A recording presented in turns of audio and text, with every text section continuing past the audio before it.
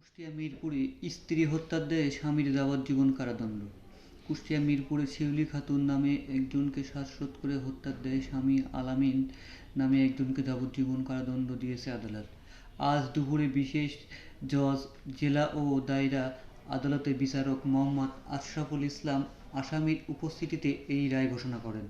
রায় ঘোষণার পর আসামিকে পুলিশ পাহারায় জেলা কারাগারে প্রেরণ করা হয়। এই মামলার অপর আসামি জানেরা খাতুনের বিরুদ্ধে আনীত অভিযোগ সন্দেহভাবে প্রমাণিত না হওয়ায় তাকে খালাস প্রদান করেন।